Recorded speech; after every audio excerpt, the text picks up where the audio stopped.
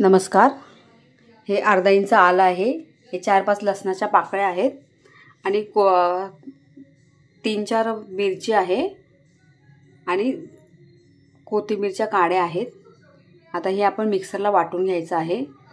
आता पॅन मध्ये तेल गरम करायला ठेवायचं आणि त्याच्यामध्ये कढीपत्ता, जिरे आणि बारीक कापलेला कांदा टाकून घ्यायचा। आता कांदा टाकून झाला की चांगलं परतून घ्यायचं। आता चांगलं परतून झालं की कांदा एकदम ब्राऊन नाही करायचा आहे, थोडा ट्रान्सपरंट ठेवायचा आहे। आता त्यामध्ये वाटलेले वाटण टाकायचे आहे। कोथिंबीरच्या काड्या, लसूण, मिरची, अद्रक होतं ते। आता ह्याच्यामध्ये थोडीशी हळद टाकून घ्यायची आहे आणि लाल मिरची पावडर ही 1 चमचा टाकली आहे। आता हे चांगलं परतून घ्यायचं आहे। नंतर एक मोठा टमाटा कापून घेतला आहे, तो टमाटा टाकून घ्यायचा याच्यात आणि चांगलं परतून घ्यायचं।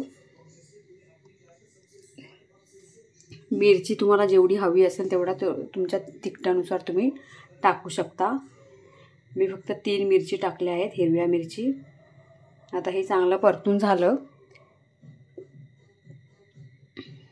हे चांगलं परतून झालं की नंतर ह्याच्यामध्ये आपण भिजवलेली अख्खी मसूर टाकून घ्यायची आहे। ही 1 वाटी अख्खी मसूर होती, तुम्हाला जेवढी पाहिजे असेल तेवढं भिजत घालायची। मी ही अर्धा तास भिजत घातली होती।